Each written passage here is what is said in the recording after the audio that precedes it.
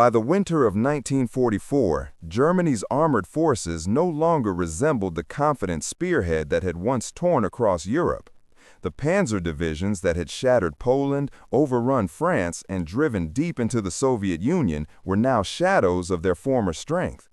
Years of uninterrupted combat, catastrophic losses on the Eastern Front, and relentless pressure from Allied air power had drained the German armored arm of both men and machines. Yet even in this weakened state, the German High Command still placed great faith in a small number of elite panzer formations. These divisions, often rebuilt with priority access to modern equipment, were seen as the last instruments capable of restoring balance on a collapsing front. Wherever the situation grew desperate, these elite units were rushed in to stabilize the line, counterattack, and reassert control. Belgium had become the stage for one such desperate gamble. After the failure of German defenses in Normandy and the rapid Allied advance across France, the Western Front had collapsed with stunning speed. By September 1944, American, British, and Canadian forces stood along the borders of Germany itself. The Ruhr, Germany's industrial heartland, lay within striking distance. For German leadership, the war in the West had suddenly become an existential fight for survival. In response, German command prepared a bold counterstroke, a powerful armored offensive through the Ardennes designed to exploit thin Allied lines, split their forces, and seize the vital port of Antwerp. The plan depended almost entirely on speed, surprise, and the concentrated power of elite panzer divisions.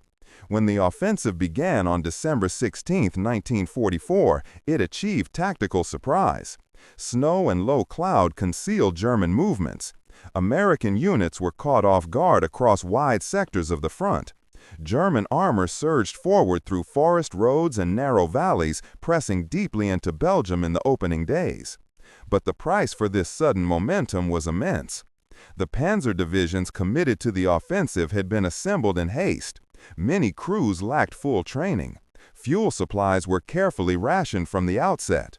German logistics staggered under the strain of moving large armored formations through damaged rail networks and bombed roadways.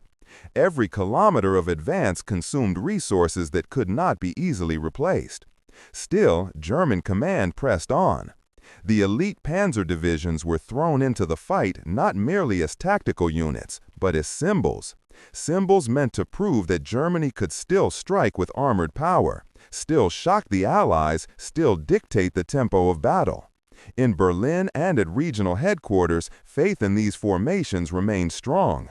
Their earlier reputations had not yet faded in the minds of the planners who depended upon them.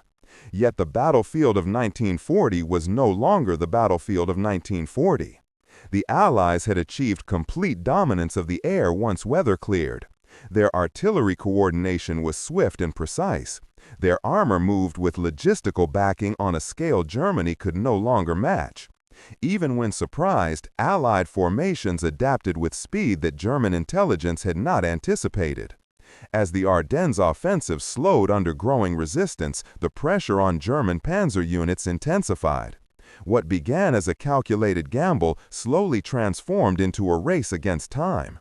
A race to achieve decisive results before fuel ran out, before air power returned, and before Allied reserves could concentrate.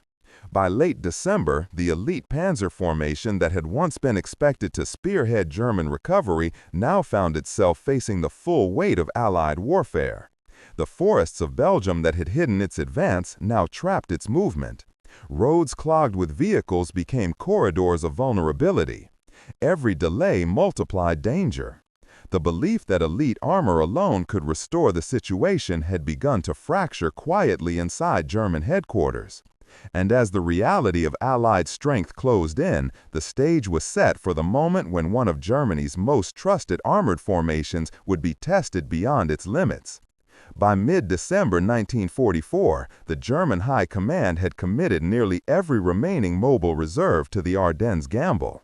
The offensive demanded speed, yet speed was precisely the resource Germany could no longer sustain. Fuel shortages shaped every decision. Entire operations were calculated not in days, but in how long gasoline could last inside battered supply depots hidden in forests. The elite Panzer formation, now moving through eastern Belgium, entered the campaign with confidence built on reputation, but not on material reality. On paper, it remained an armored strike force. In practice, it was a collection of rebuilt battalions, unevenly trained crews, and machines vulnerable to mechanical failure. Some tanks were newly issued, others had been hastily repaired from earlier battles. Standardization had collapsed under the pressure of losses. German planners expected the weather to protect these units from Allied air attacks. Snow, fog, and low cloud initially grounded much of the Allied Air Force. For a brief window, German columns moved almost unseen through forest roads and narrow mountain routes. This illusion of protection encouraged risk. Movements became bolder. The advance pressed deeper. But winter weather cuts both ways. Roads froze and cracked beneath tank tracks. Engines struggled in the cold. Recovery vehicles lagged behind. When breakdowns occurred, damaged tanks often had to be abandoned simply because towing them would block the narrow roads behind. Every stalled vehicle became an obstacle that consumed precious time. Meanwhile, Allied command reacted with growing urgency. American, British, and Canadian units rushed reinforcements into Belgium. Tank brigades were redeployed at speed. Artillery positions multiplied across defensive ridgelines. Infantry divisions hardened key crossroads. Even as German armor pushed westward, Allied logistics moved faster still. Supply routes expanded from French ports that now operated without interruption. Entire armored divisions were repositioned in days, an impossibility for Germany at this stage of the war. By December 18th and 19th, German spearheads slowed. Resistance stiffened. Fuel runs failed to reach forward units on schedule. American roadblocks multiplied. The elite Panzer formation found itself fighting not against isolated defenders, but against layered resistance, backed by overwhelming artillery and rapidly organizing Allied armor. Then the skies cleared. On December 23rd, the cloud cover that had shielded German movement burned away under bright winter sun. Allied aircraft returned in devastating numbers. Fighter bombers attacked columns on forest roads, convoys near villages, fuel trucks hidden beneath trees. Every German movement became visible. Every retreat became hazardous. Air power now turned the battlefield into a killing zone that stretched across dozens of kilometers. For the elite Panzer formation, the return of Allied air dominance marked a crucial turning point.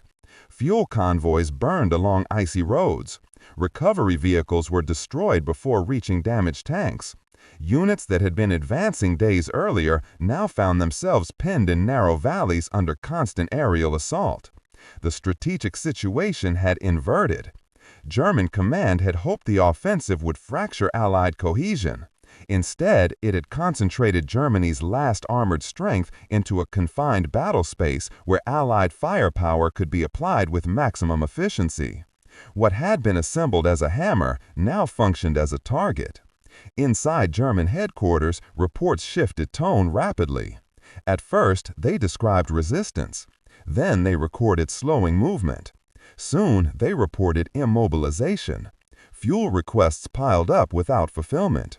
Communications grew intermittent. Frontline commanders asked for permission to withdraw, requests that collided with orders to continue pressing forward at all costs. This contradiction, advance without fuel, attack without support, maneuver without protection, placed the elite Panzer formation in an impossible position. German command still believed that discipline and determination might rescue the situation. But the battlefield, shaped by Allied coordination, air power, and logistical depth, no longer rewarded determination alone.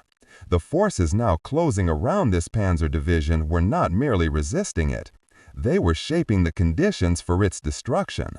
And the ground on which this destruction would unfold, snow-choked roads, frozen valleys, and bomb-scarred Belgian villages, would soon become the stage for the moment when German high command realized that even its most trusted armored formations could be shattered.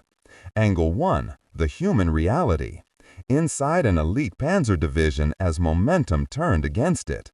For the soldiers inside the elite Panzer formation, the battle did not begin with collapse. It began with confidence.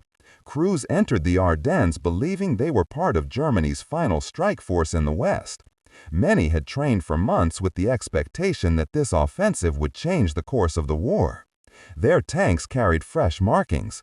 Their orders emphasized speed, aggression, and total commitment. But as the advance slowed, that confidence began to fracture. Fuel shortages became the first quiet warning. Tanks that once advanced freely now waited by the roadside for resupply that did not arrive. Engines were shut down to conserve gasoline. Crews slept beside their vehicles in frozen forests, listening to distant artillery and the growing hum of Allied aircraft. Then the Allied counterpressure intensified. American artillery began to fall with precision. Road junctions became deadly choke points. Fighter bombers hunted any movement in daylight. Crews camouflaged their tanks with branches and snow, hiding beneath trees that offered only the illusion of safety. When aircraft appeared, men abandoned vehicles and flattened themselves into ditches while rockets tore through steel. The conditions inside the division deteriorated rapidly. Repairs became impossible under air attack. Recovery vehicles were destroyed before they could reach damaged tanks. Ammunition stocks thinned. Infantry escorts, already exhausted, struggled to protect stalled armor from encroaching Allied forces. The most devastating change was psychological. Elite status no longer brought reassurance. It brought expectation, and with it, relentless pressure. Orders continued to arrive demanding advance, even as the capacity to advance vanished. When tanks failed to move, crews felt the weight of both enemy fire and internal disbelief.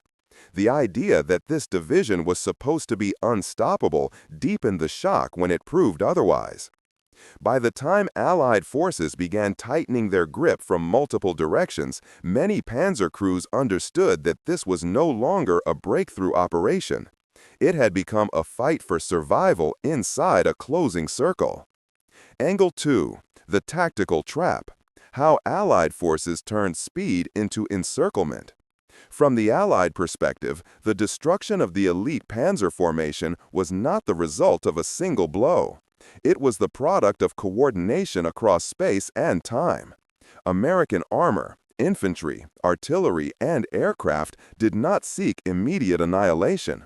They sought limitation, choking movement, isolating units, and stripping the Panzer division of its one remaining advantage, mobility. American reconnaissance units fanned out ahead of armored spearheads, seizing road junctions before German columns could secure them. Engineers destroyed bridges behind advancing German units and repaired those ahead of Allied movements. This created a one-way flow. German armor could advance into narrowing corridors, but could not retreat along the same routes. Artillery units established overlapping fire zones across these corridors. Any German attempt to bunch for counterattack drew immediate shelling. Infantry assaults followed behind the barrages, tightening control of key ground. Every movement became visible. Every adjustment became costly. Once air power re-entered the battlefield on December 23rd, the trap closed rapidly. Fighter bombers struck convoys attempting to escape under cover of snowfall. Fuel trucks, already scarce, became primary targets. Without fuel, even intact tanks became immobile fortresses that Allied forces simply bypassed, leaving them to be reduced at leisure. This shift from tank versus tank combat to battlefield immobilization was decisive. German doctrine relied on maneuver to escape pressure. Allied doctrine aimed to remove maneuver entirely. Speed was redirected not toward pursuit alone, but toward sealing corridors of movement.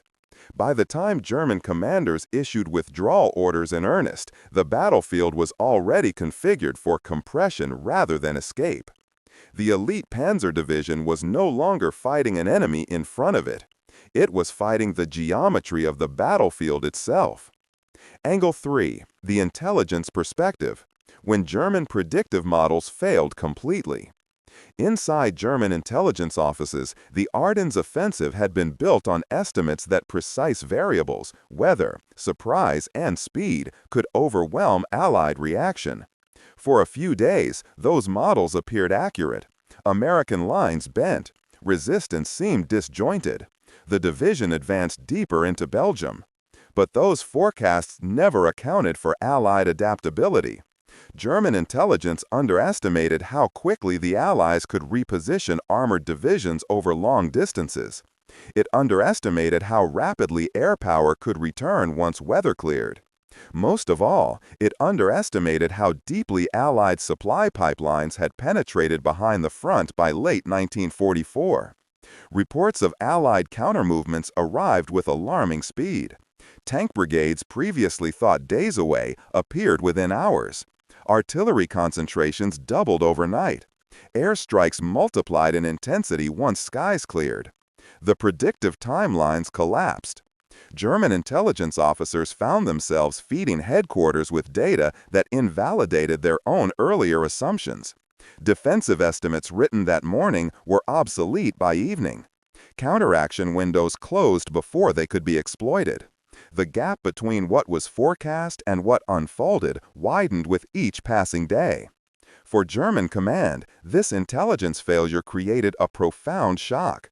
The elite Panzer formation had been committed under the belief that conditions had been shaped in its favor. Instead, it had been driven into a battle space structured for its neutralization. The realization came too late to redirect momentum. Once the predictive framework collapsed, so did confidence itself. And with that collapse, the battle entered its most dangerous phase. Angle 4. Leadership under pressure, when German command lost the ability to direct the battle. As the elite Panzer formation became increasingly trapped, German leadership faced a crisis not of courage, but of control. Orders continued to arrive from higher headquarters, but the battlefield moved faster than those orders could shape it. Commanders received directives to advance along routes that were already under Allied fire. Others were told to hold positions that no longer existed in meaningful form. This was the quiet collapse of command authority. In earlier phases of the war, German leadership thrived on centralized direction. High-level planning dictated precise operational sequences. But here, central control became a weakness. Communications fractured under artillery fire and strafing. Radio networks failed when generators ran dry. Messengers never returned from roads that no longer belonged to German forces. Field commanders were forced into isolated decision-making without coherent awareness of surrounding units. One Panzer battalion attempted a breakout, unaware that the adjacent battalion had already been overrun. Another prepared a defensive stand, believing reinforcements were en route that no longer existed. Leadership did not fail from fear. It failed from disconnect. German headquarters still issued rigid orders based on outdated maps and delayed reports. The battlefield responded with speed that rendered those plans irrelevant within hours. Authority could no longer synchronize action. The result was fragmentation, a battlefield filled with well-trained units acting without coordination. This disintegration of command was one of the most devastating effects of Allied momentum. German leadership still possessed discipline and experience. What it no longer possessed was the time required to impose those qualities on an environment that was changing faster than information could travel. Angle 6. The technological imbalance, when machines no longer guaranteed superiority. For much of the war, German armored reputation rested on technological excellence. Tanks carried powerful guns, thick frontal armor, and skilled crews. But by the winter of 1944, technology alone no longer dictated the outcome of armored warfare. Allied war production had reached overwhelming scale. American Sherman tanks, though individually lighter than some German designs, arrived in numbers that shifted the meaning of battlefield durability. Destroy one, 3 more followed. Allied recovery units recovered damaged vehicles with speed Germany could no longer match. Replacement crews flowed forward continuously. Air power compounded this imbalance. German tanks were designed to fight other tanks. They were not designed to survive sustained bombardment from the sky in confined terrain. Fighter bombers struck them where armor was weakest: engine decks, fuel compartments, exposed tracks. Even when tanks survived direct hits, their mobility was stripped away. Most critical of all was fuel. A tank without fuel was no longer a weapon. It became a bunker, then a liability, then an abandoned wreck. The technological superiority German command once counted on collapsed into immobility under Allied interdiction. Recovery units were destroyed before reaching damaged vehicles. Spare parts never arrived. Mechanical breakdowns accumulated faster than technicians could address them. By late December, many of the division's tanks that remained intact were simply unable to move. Their guns still functioned, their crews remained disciplined. But without movement, the one advantage that had defined German doctrine, maneuver, ceased to exist. Technology had not failed. It had been outpaced by a system built to overwhelm it. Angle 6. The moral collapse of an elite identity. Perhaps the most profound transformation unfolded not in steel or fuel, but in belief. Elite formations derive power not only from equipment, but from identity. For years, this Panzer division had been regarded as one of Germany's finest armored instruments. Its reputation carried weight. Its morale rested on the belief that it could prevail where other units could not. In Belgium, that belief met a battlefield that did not acknowledge reputation. Crews watched neighboring units disintegrate. Vehicles. For German command, this erosion of elite identity carried devastating implications. These divisions were not merely units, they were symbols meant to anchor confidence across the front. When those symbols cracked, the rest of the battlefield felt the impact. What German headquarters now confronted was not merely the destruction of a division. It was the breaking of an assumption that some formations would always be strong enough to reverse disaster. The battlefield was about to test that assumption in its final form, because the moment of actual shattering still lay ahead. December 24-26, 1944. The frozen corridors of eastern Belgium. What had once been a forward surge now contracted into narrow, desperate movement. The elite Panzer formation, scattered across forest roads, villages, and frozen valleys, found its operational freedom stripped away in pieces. The battlefield was no longer defined by where German armor could go, but by where it could no longer move. Allied armor pushed inward from the flanks. American tank battalions advanced along parallel routes, seizing road junctions and elevated ground. Each captured intersection reduced the number of paths available for German units to withdraw or maneuver. Infantry followed closely, clearing villages and hedgerows while artillery established firing positions that commanded every open corridor. German attempts at local counterattack began to unravel almost immediately. A Panzer battalion ordered to strike an exposed American flank moved into position under cover of early morning fog. For a moment, surprise seemed possible. Then the fog lifted. Fighter bombers descended in waves. Rockets tore through the leading vehicles. The column broke apart before it reached firing range. What survived scattered back into the trees. Elsewhere, German units attempted to bypass blocked roads through fields frozen hard enough to support tank movement. The gamble failed. Tracks shattered under uneven ice. Vehicles slid into ditches. Recovery efforts drew immediate artillery fire. One by one, the abandoned tanks became burning markers of a division losing its final advantage. By Christmas Day, German command faced a grim calculation. Fuel levels had fallen to critical limits. Ammunition resupply was irregular. Communications between battalion and regimental headquarters faltered under constant disruption. Units that managed to hold positions did so in isolation, unable to coordinate with neighboring formations. Allied pressure intensified without pause. American artillery pounded forest edges suspected of hiding armored remnants. Infantry advanced cautiously but relentlessly, forcing German units to reveal themselves under fire. Sherman tanks moved in overwatch, exploiting gaps as soon as they appeared. Every kilometer gained by the Allies further dislocated German command structure. Inside German headquarters vehicles pushed into tree lines for concealment. Officers worked from maps that changed faster than they could be updated. Frontline reports contradicted each other. One unit claimed it had secured a village that had already fallen into Allied hands. Another reported movement along a road that had been sealed since the previous night. German command attempted to establish a consolidated fallback line. Orders went out to concentrate remaining armor behind a series of defensive ridges east of the Meuse tributaries. The intention was to regroup, refuel what little could be salvaged, and reassert some measure of coherence. But the battlefield did not allow consolidation. Allied forces advanced too quickly. American reconnaissance reached the ridges ahead of German retreating armor. Artillery followed. Infantry entrenched. When German units finally arrived, they found the defensive line already inverted. The ground meant to protect them now belonged to the enemy.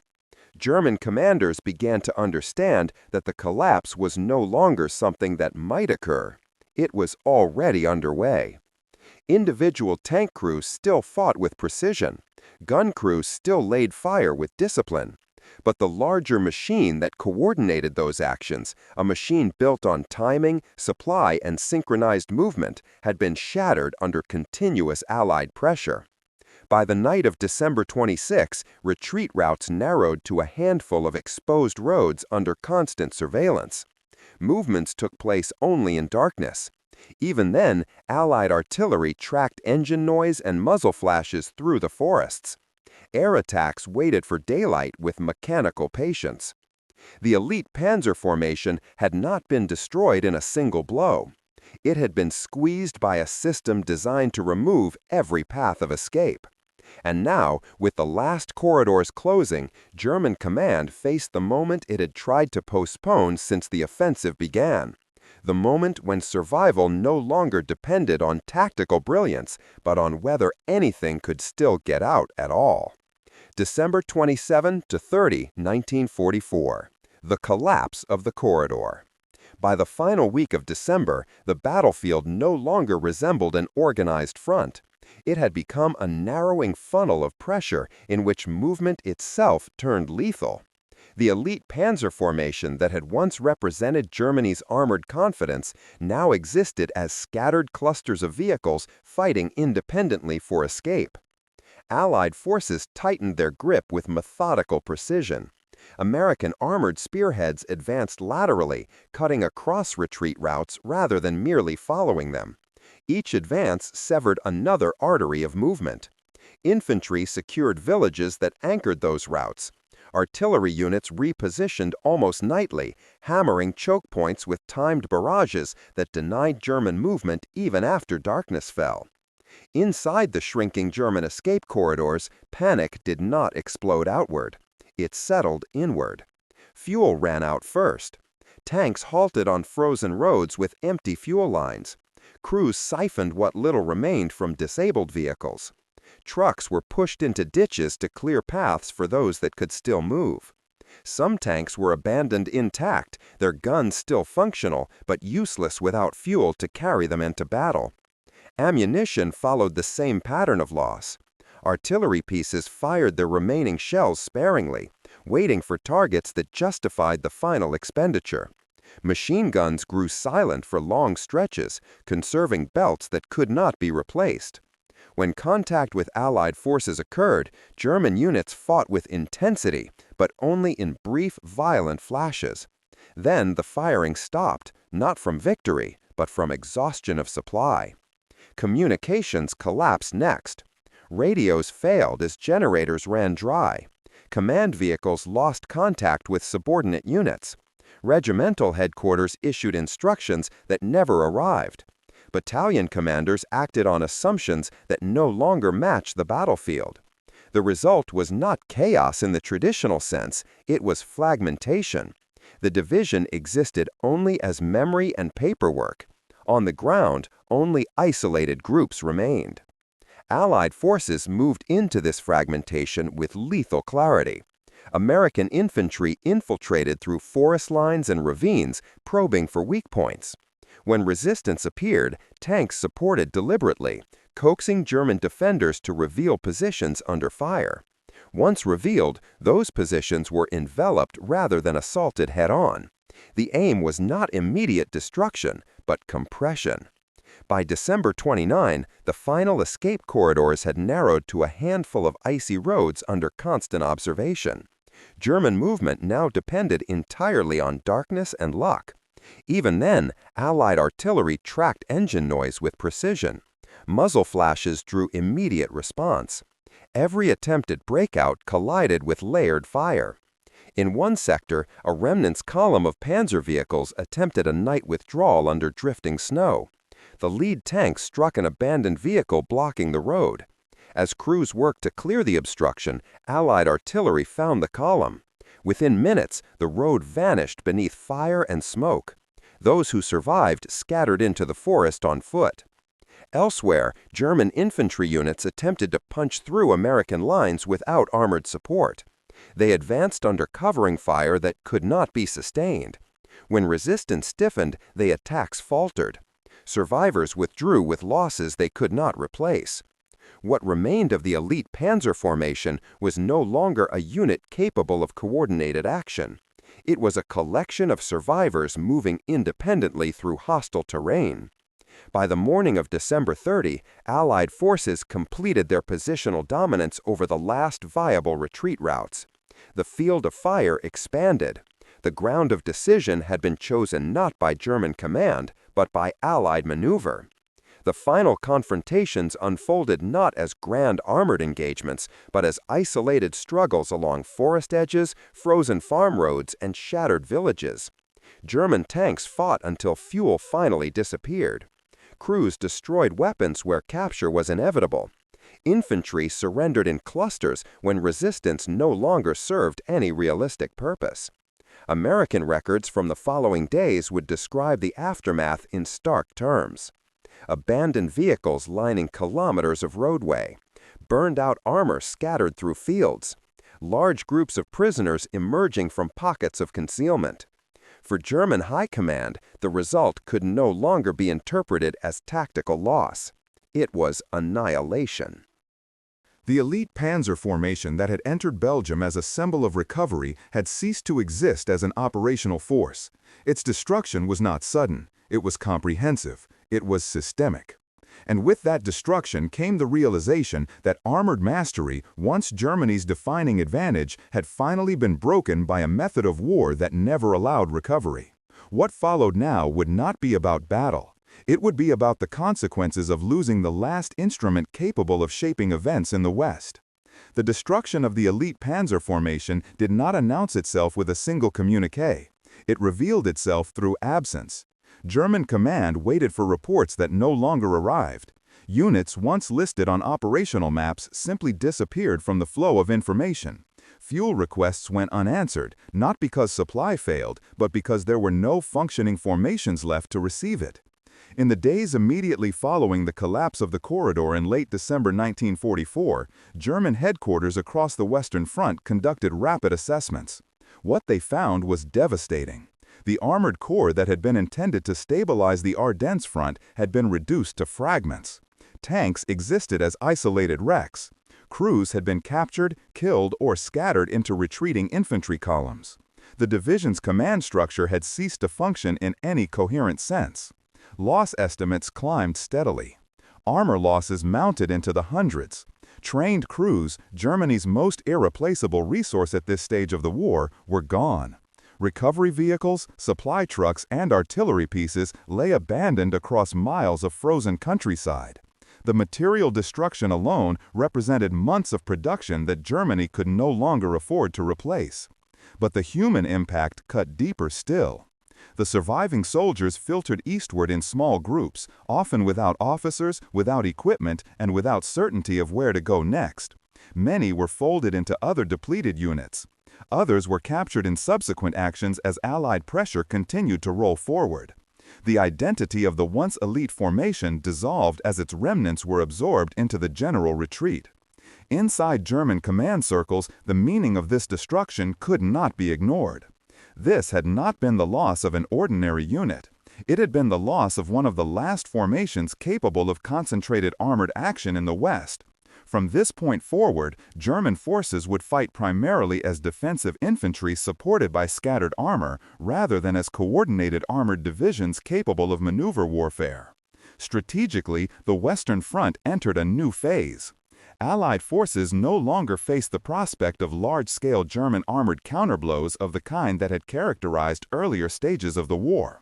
The last credible attempt to reverse Allied momentum through armored shock had ended in systemic failure.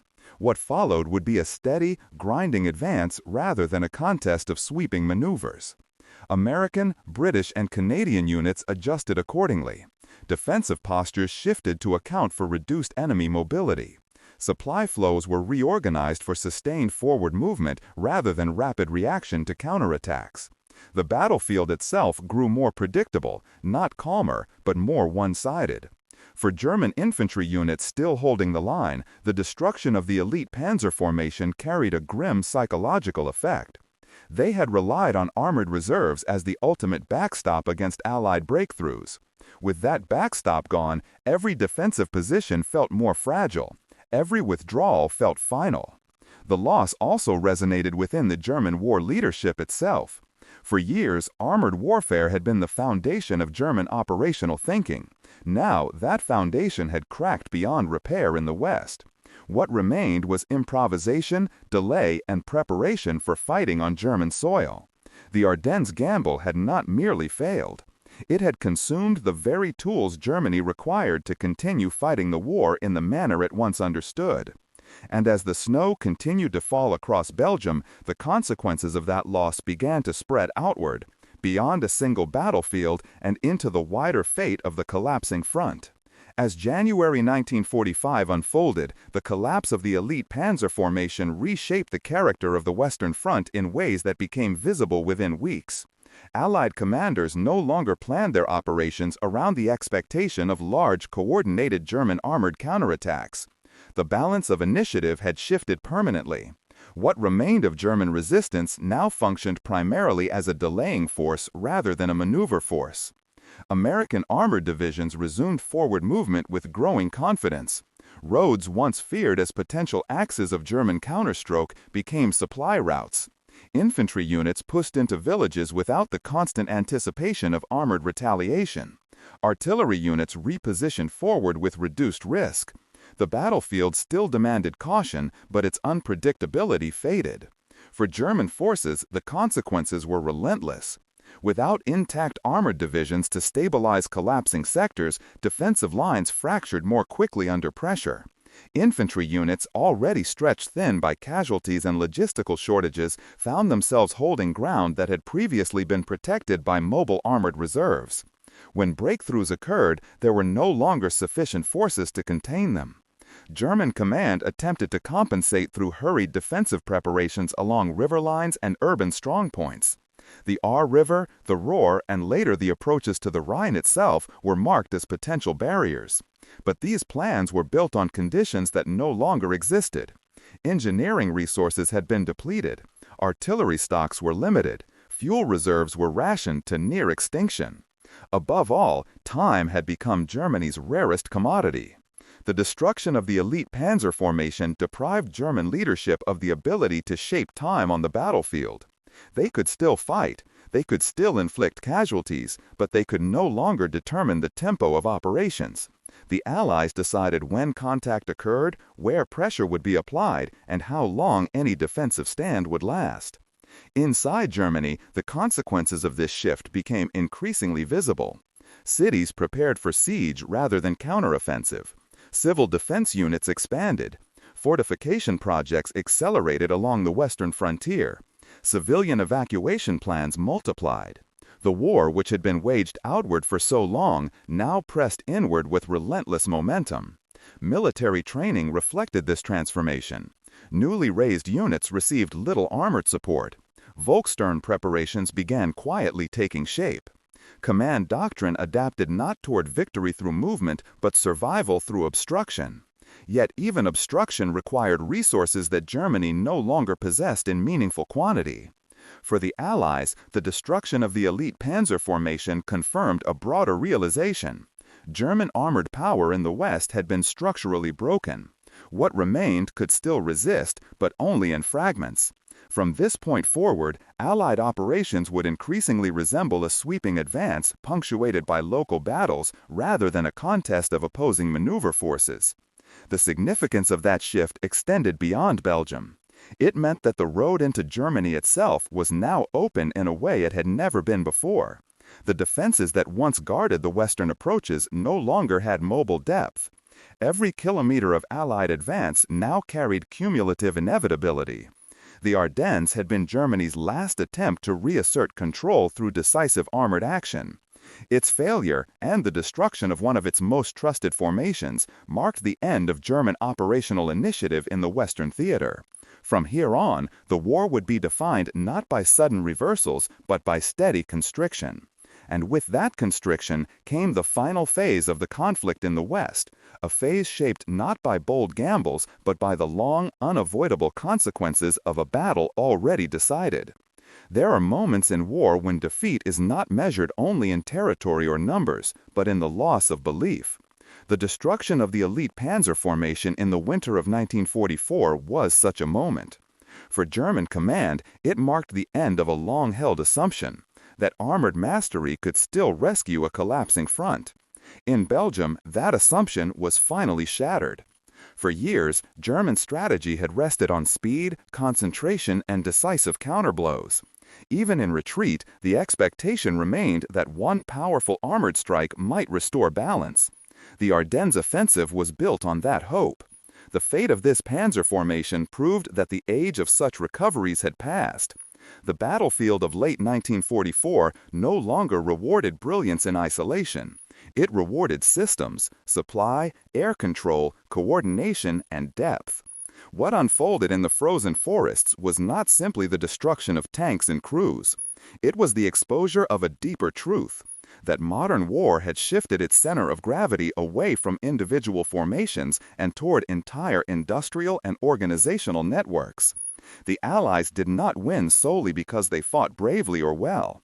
They won because they could replace what was lost, move what was needed, and strike without pause. For the soldiers inside the shattered division, the consequences were immediate and personal. Cold roads, empty fuel lines, broken radios, and the realization that survival now depended not on victory, but on escape. For German high command, the consequences were strategic and irreversible. The Western Front could no longer be shaped by maneuver. It could only be delayed. For the Allies, the battlefield that emerged after this collapse looked fundamentally different. The fear of massive armored counterstrokes faded. The war became a forward-moving pressure that tightened day by day, mile by mile, until it reached the borders of Germany itself. In this way, the fall of a single elite formation reflected the fate of an entire war effort. It showed how power built on speed can be broken when the enemy removes the very space in which speed can operate. And as the snow melted from the roads of Belgium and the Allied armies pressed eastward,